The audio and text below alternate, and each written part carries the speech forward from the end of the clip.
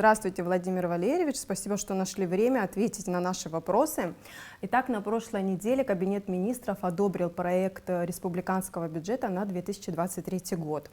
С документом должен работать парламент, чтобы потом вынести на заседание сессии. Сразу в обществе возникло много вопросов по поводу этого проекта. Я попытаюсь озвучить такие основные вопросы, которые звучат. Один из них: почему образовался такой внушительный размер дефицита? Это 1 миллиард 700 миллионов рублей. Да, в проекте говорится о том, что источники финансирования дефицита, один из них — это Нацбанк, кредит 800 миллионов рублей. Указываются другие источники финансирования. Вот какие это источники и насколько вы им доверяете, этим источникам? Добрый день, спасибо за вопрос. Совершенно правильно. На прошлой неделе было заседание Кабинета министров, на котором в повестке заседания стоял вопрос о республиканском бюджете на 2023 год. Естественно, правительство в течение 6 месяцев занималось его разработкой, вовлечены в этот процесс по подготовке сценарных условий проектировок бюджета на очередной финансовый год. Это, естественно, центральные органы госуправления, местные органы управления, ну и многие другие лица, которые в соответствии с бюджетным законодательством являются участниками бюджетного процесса. Их более 250 единиц.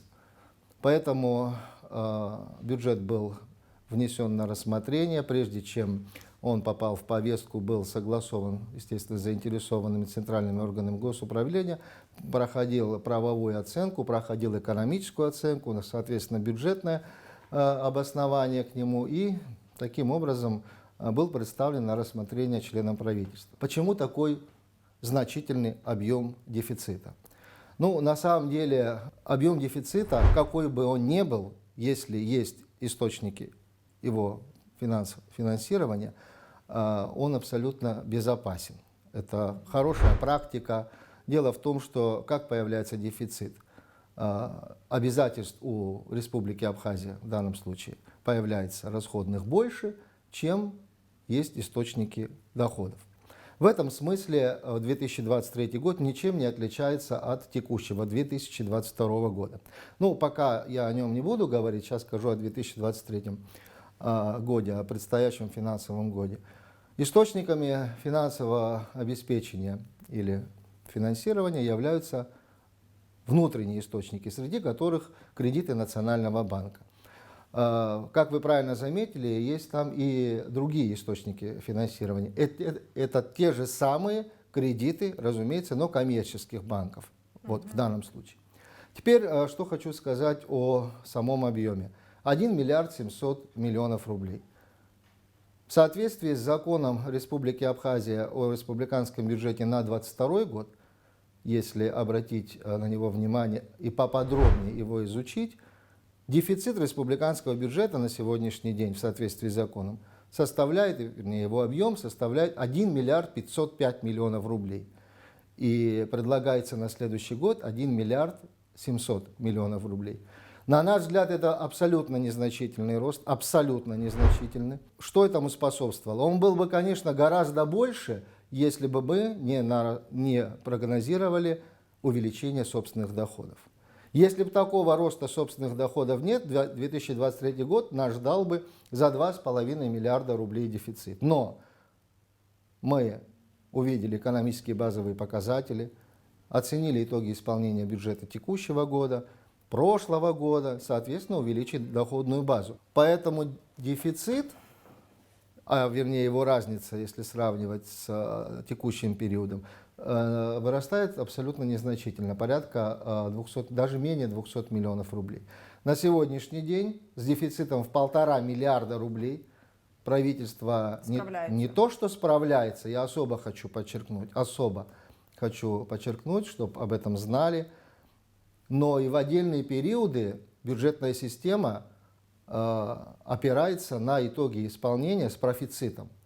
Это достижения, которых на самом деле никогда не было. Особенно важно, что все расходные обязательства, которые предусмотрены законом о республиканском бюджете, еще раз повторюсь, текущего года с учетом в 1,5 миллиарда рублей дефицита выполняются безусловно и в полном объеме и своевременно. Это свидетельствует о том, что последние годы, а именно 2021 и 2022, наметилась тенденция об устойчивом поступлении доходов в бюджет. Собственных, я подчеркну, собственных доходов. Объем дефицита на сегодняшний день, еще раз, 1,5 миллиарда рублей. Мы не прибегаем к заимствованию. Мы также в 2022 году, то есть текущем, определили источником финансирования кредиты Национального банка под 600 миллионов рублей. Мы ни 1 рубль не взяли. И я уверенно говорю, что мы и до конца года не воспользуемся этим. Соответственно, аналогичная ситуация и в 2023 году. Это безопасный уровень дефицита. Есть комментарии о том, что этот бюджет не бюджет развития, что он не будет развивать национальную экономику. Вот как бы вы это откомментировали? Надо исходить из того, что подразумевается под бюджетом развития, какие расходы должны привести к развитию. Я коротко, наверное, скажу о 2023 году, что там происходит. И только республиканский уровень. 16 целевых программ. Программный метод бюджетирования и использования этих средств очень зарекомендовал себя эффективно. 16 целевых программ на республиканском уровне финансируется. Более 10 мероприятий финансируется. Вот. Естественно, эти программы через бюджетную систему, получая средства, естественно, перераспределяются в различные секторы экономики. Сама бюджетная система перестала быть чередой неплатежей. Я повторюсь еще раз, что в полном объеме обеспечиваются все расходные обязательства. Но расходные обязательства, то есть финансируются. Но все эти деньги направляются через бюджетополучателей в бизнес. Оплата услуг, товаров, в том числе и заработную плату, которую удается индексировать, продолжать, вернее, индексировать. Через нее тоже средства попадают в экономику. Напрямую в экономику направляются, в данном случае, в такие сферы, как электроэнергетика, мы знаем, поддержка энергетической отрасли, поддержка сельского хозяйства. Мы на будущее планируем уже и развитие цифровых финансовых услуг, тоже важный аспект. Вот. У нас произошло следующее, что через финансирование отдельных расходов мы увидели значительное поступление, то есть обратную связь в виде доходов бюджета, в виде налогов. То есть когда бюджет работает стабильно по своим обязательствам, тогда и повышается уровень доверия налогоплательщиков к руководству, к правительству в данном случае. Вот это мы обеспечиваем, вот к этому мы и стремимся, мы поддерживаем вот такие инициативы. Но через бюджетную систему или через сам бюджет невозможно постоянно направлять средства на развитие экономики, вернее, постоянно только через бюджет. Естественно, есть и другие финансовые институты, в том числе в нашей стране, это кредитные организации. Я могу напомнить о том, что беспрецедентные по своим масштабам кредиты были предоставлены в различные секторы экономики через банковскую систему. 2021 год 3,5 миллиарда рублей, 2021 полугодие, 2022 уже 1 150 миллиардов предоставлены кредиты. Но когда кредитные организации предоставляют средства, они, естественно, оценивают риски. Они же не могут предоставить так и безвозвратно. Да? Значит, проекты эффективны. То есть в экономику со стороны государства, с участием государства, с участием финансовых институтов государства, в том числе через бюджетную систему, через Национальный банк, предоставляется значительная поддержка. Значительная поддержка. 3,5 миллиарда рублей направить в качестве кредитных ресурсов через банковскую систему, это говорит о высоком уровне стабильности ее. Вот, кстати, я пыталась получить комментарии этого проекта бюджета от специалистов, обзвонила нескольких людей, они сказали, что нам не хватает информации в открытых источниках, недостаточно для того, чтобы мы профессионально смогли откомментировать этот проект бюджета. Совершенно правильно сказали специалисты в этой области. Конечно, за один день дать оценку бюджета Республики Абхазия, ну, я так полагаю, ну, на мой взгляд, я не знаю таких примеров, я не знаю таких специалистов. Их даже нет в Министерстве финансов, вот кто непосредственно не занят. Нет таких, чтобы дать за такой короткий период и дать оценку бюджета. Хороший он, плохой он, что там происходит. Совершенно правильно вам говорили специалисты. Я даже предполагаю, о ком вы говорите. Это опытные люди, которые, наверное, какое-то отношение имели к финансовой системе. Я обращалась в том числе и к бывшим министрам. Да, совершенно верно. И они правильно, совершенно. И любой бы так сказал руководитель финансового ведомства. И недели не хватит изучить. В проекте бюджета республиканского на 2023 год говорится о том, что размеры собственных доходов увеличиваются на 1 миллиард 800 миллионов. Вот вы, наверное, проговорили уже часть, за счет чего это увеличение происходит, но вот еще поконкретнее скажите. Первоначально в феврале месяце принятый бюджет текущего года. Если соотносить его с прогнозом на 2023 год, то доходы вырастают на 1 миллиард рублей, только республиканского уровня. И все эти доходы собственные. Я говорю о структуре, говоря об увеличении доходной базы бюджета, говорю о структуре доходов. Ну, налог на добавленную стоимость ярко демонстрирует свое лидерство. Вот. Таможенные платежи тоже демонстрируют очень высокий показатель. Государственная пошлина. Ну, под таможенными платежами мы таможенную пошлину понимаем, естественно, акцизы, там, ввозной НДС. И еще что хотелось бы сказать, что такой рост обусловлен отсутствием изменения ставок налоговых, то есть в сторону повышения, либо введения новых ставок. То есть за это время не вводились новые ставки налоговые, не снижались льготы. И у нас рост происходит. То есть улучшилось администрирование налоговое? Улучшилось. Несомненно, улучшилось администрирование. Это очевидные вещи. 100% улучшилось. Качество, повышается ее уровень. Но еще, что там, наверное, самое важное, повысилось доверие налогоплательщиков. Потому что появилась обратная связь. Система неплатежей из бюджета, ее в принципе не существует. Вот. И средства, которые перераспределяются в экономику через ремонтно-строительные работы, через систему сельского хозяйства, через предоставление льгот субъектам малого предпринимательства, через прямое финансирование покупок для государственных нужд, товаров, работ, услуг, обеспечивается в полном объеме. Задолженности не существует. Вот что самое важное. Владимир Валерьевич, сейчас мы все понимаем, сложные времена настали. Все мы говорим о том, что нужно потуже затянуть пояса. Тем не менее, вот мы смотрим проект бюджета. Увеличиваются расходы на содержание парламента на 5 миллионов рублей.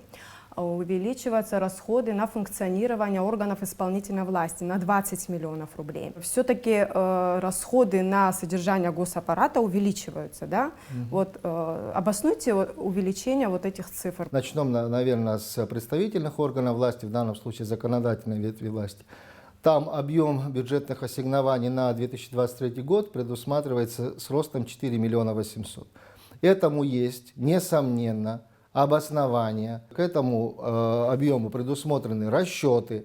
Мы в 2022 году сохраняли объем на функционирование деятельности парламента, абсолютно не индексируя никакие расходы. Мы видим рост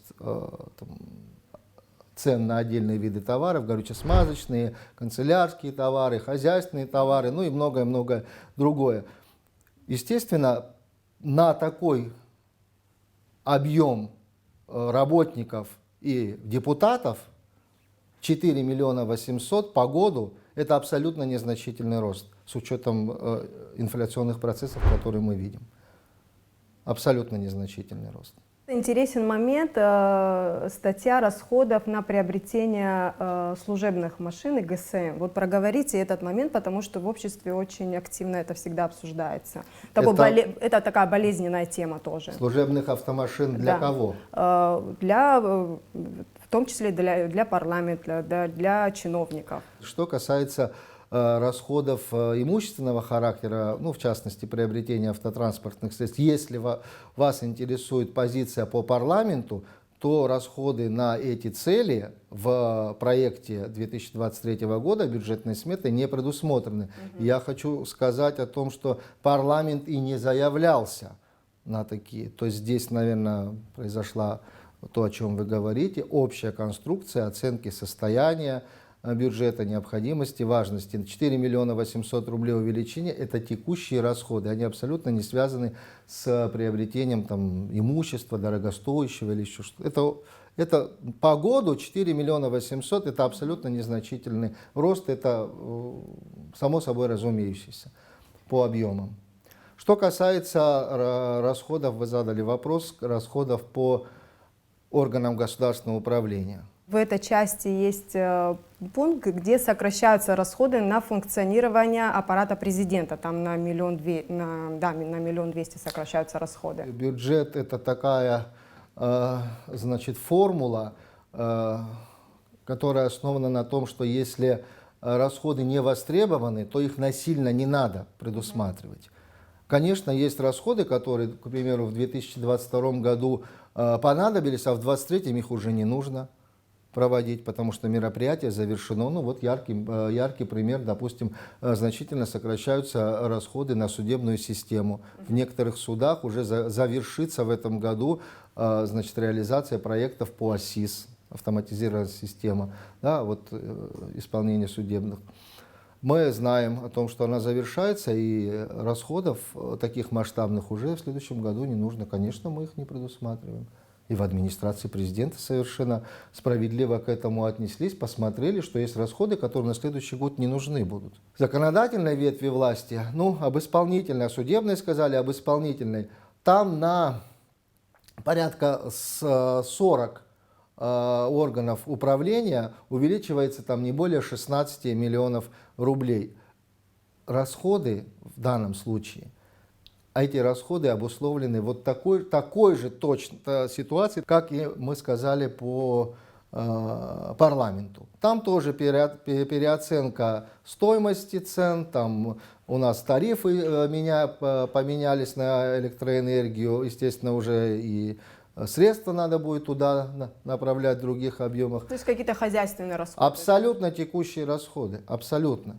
Владимир Валерьевич, я пытаюсь понять, где можно ужать, сократить, чтобы, допустим, повысить пенсии, чтобы перенаправить расходы на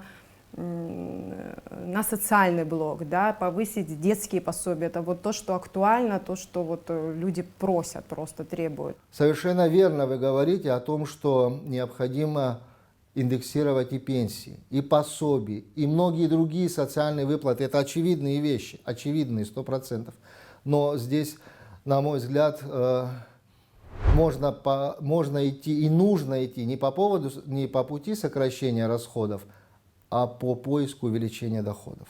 Вот это очень важный аспект, очень важный аспект. Я хочу заметить, что значит, до сих пор, пока у нас еще остается высокий уровень задолженности по налогам и сборам. Он достигает 1 миллиард рублей. Ну, в этом направлении активная работа ведется по мобилизации этой задолженности, но все равно 1 миллиард рублей – это достаточно высокий уровень. Вот если его администрировать, 1 миллиард рублей, ну, представляете, да, это в доходную часть попадет. Это совершенно новые условия. Тогда можно вести разговор о значительной индексации. Но мы прекрасно понимаем, что установление социальных выплат – это постоянные расходы. Это не такие расходы, о которых мы говорили, что вот только что говорили, что в 2022 году они есть, в 2023 они не понадобятся. Они же постоянные расходы. К этому надо быть готовым, стабильно готовым. К этому надо подготовиться так, что система должна постоянно обеспечивать, а тем более, когда происходит рост получателей социальных пособий. Вот на заседании правительства обсуждался проект бюджета о бюджете Фонда социального страхования. Здесь я особо хочу подчеркнуть инициативу руководства этого фонда. Они обратили внимание на поступление доходов, то есть во всех наших бюджетах, вот, в том числе в внебюджетных фондах, накопилось достаточно приличный объем средств. То есть если доходы бюджета растут, и бюджеты внебюджетных фондов тоже растут, естественно. У него инициатива, которую, безусловно, все поддержали, об индексации отдельных выплат. Вот, в случае там, наступления нетрудоспособности, но других выплат, те, которые предусмотрены законодательством. Это хорошая инициатива. Это получится. Там мы точно поставили, как говорится, знак плюс, потому что видим, что все, этих доходов не будет меньше, и даже получатели, если их становится больше, то там фонд справится. К сожалению, что мы не можем сделать в пенсионном фонде. К большому нашему сожалению. Это надо тоже признавать. Второй год подряд, вы помните, в 2020 году более 102 миллионов рублей бюджет пенсионного фонда недополучил и перешел с долгами. И вот сегодня 22 год, и мы еще до конца не справились с этим. Вот не справились. Сейчас законодатель поддержал инициативу, принял изменения в республиканский бюджет об увеличении на 20 миллионов прямой поддержки в бюджет фонда. Ну, надеемся, что это стабилизирует. Надеемся, что это стабилизирует. Но это все, о чем говорю, при действующем размере пенсии. А ее как надо, мы понимаем, повышать. Если сейчас такая ситуация, то дальше риск еще больше повышается. Поэтому к этому надо очень-очень основательно подготовиться. Все об этом говорят. Мы работаем над этим. Различные формы предлагаем, там перераспределение ставок страховых взносов в пенсионный фонд добавлять, там с каких-то фондов оптимизировать. Много разных предложений, но надо найти единственное правильное решение, которое не позволит потом говорить о том, что мы не справились там с пенсионным обеспечением. Такого не должно происходить в стране. 22 год. Уровень администрирования таможенных платежей. Это администратор Государственный таможенный комитет. Налоговых доходов. Это я все о собственных доходах говорю. Все о собственных доходах. Значит, налоговых доходов Министерство по налогам и сборам привел к тому, что бюджеты наших территорий, то есть местные бюджеты города Сухум, 2 раза, а в отдельных случаях 3 и 4 раза вносили изменения в течение года в бюджеты и увеличивали расходы. То есть это о чем говорит? Главы администрации территории не держат деньги в остатке, потому что обращают внимание на очень много проблем в районах и городе Сухум. Вот я приведу пример по Гагурскому району. На 160 миллионов рублей в течение года изменился бюджет, в рост пошел. В городе Сухум там на 43 миллиона рублей. На 70 в Гудаутском районе. У нас даже в Творчальском районе произошел рост. То есть у нас все бюджеты начали идти с плюсом и сразу предлагать вносить новые изменения, то есть расходные обязательства. Республиканский бюджет внес на 600 с лишним миллионов рублей новые расходы. Тут же предложил 350 миллионов рублей доходы. То есть вот это, я почему об этом так подробно говорю, это очень важно, такое не происходило.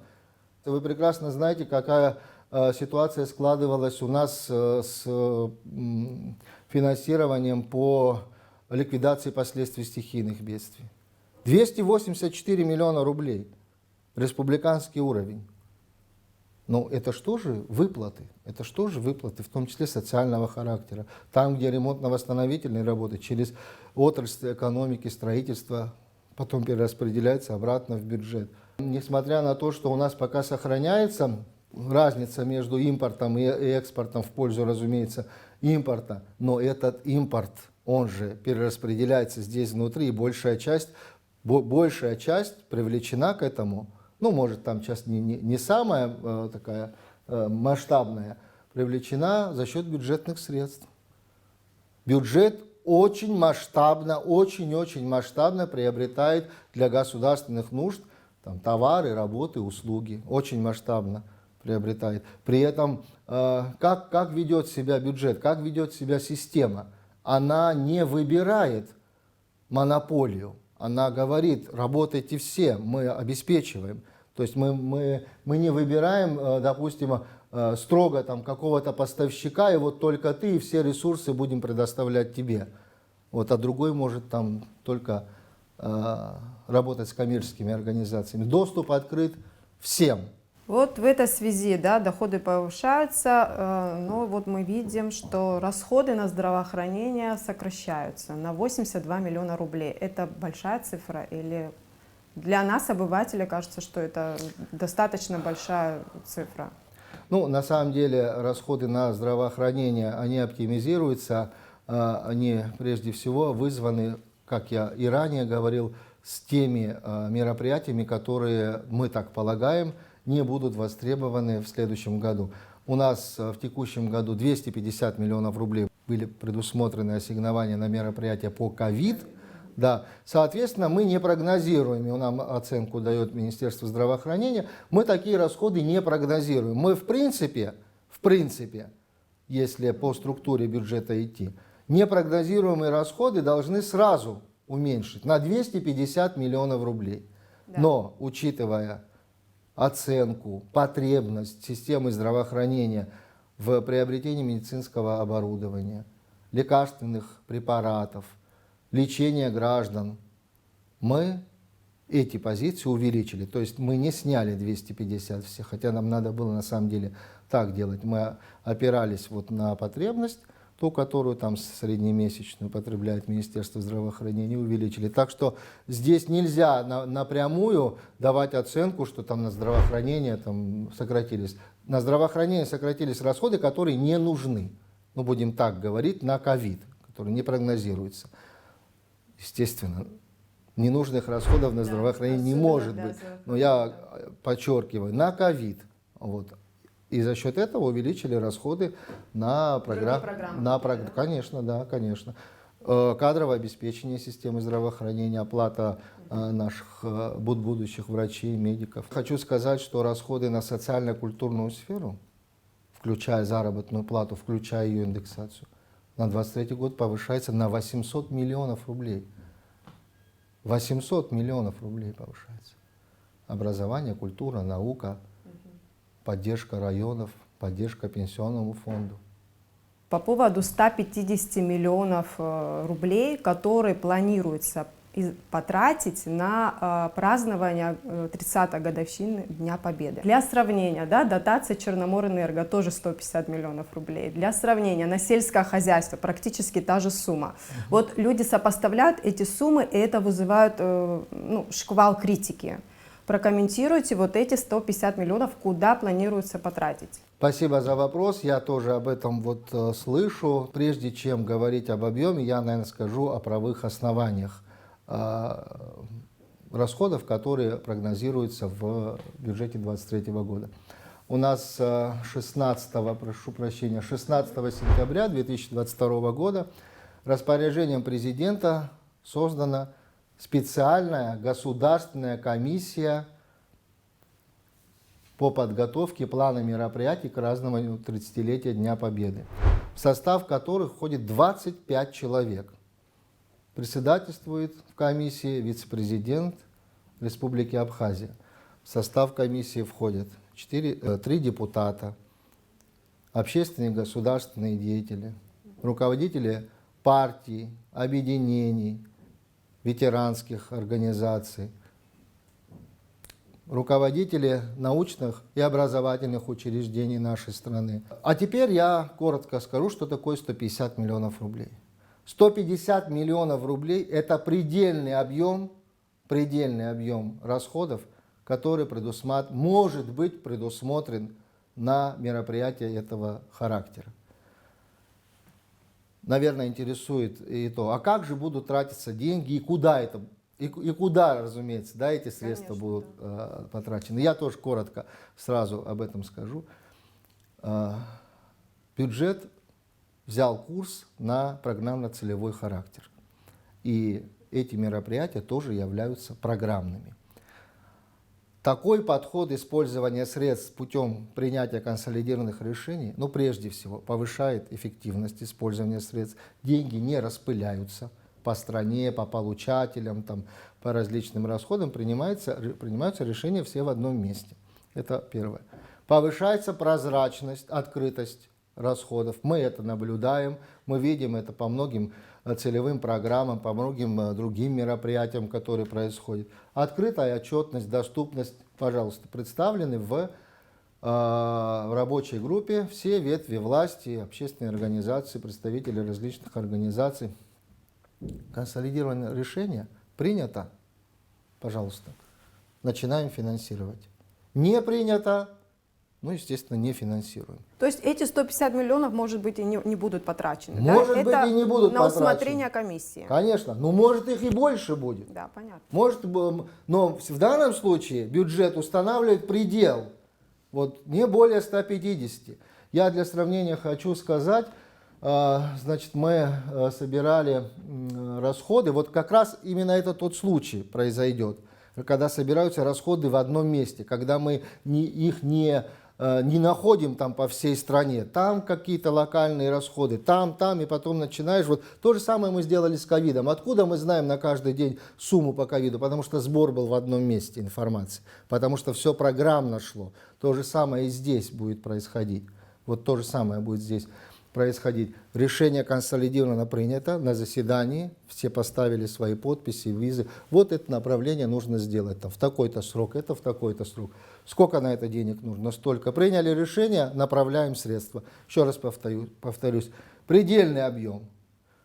Мы собрали расходы вот такого характера на юбилейные мероприятия, вот когда круглые даты были, 20-летие, 10 лет тому назад. Так. Да? Расходы прямые только из республиканского, не считая местных, тогда вот местные сами бюджеты использовали, составлял 61 миллион рублей.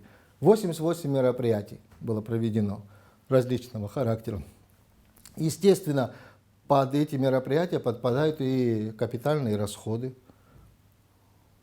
Это очевидные вещи. Там, наверное, где-то нужно будет привести мемориалы в порядок, если требуется. То есть это не только шарики, салюты, это какие-то конкретные... Это вовсе не шарики и салюты. Да. Это вовсе не шарики и салюты. Это вот 100%.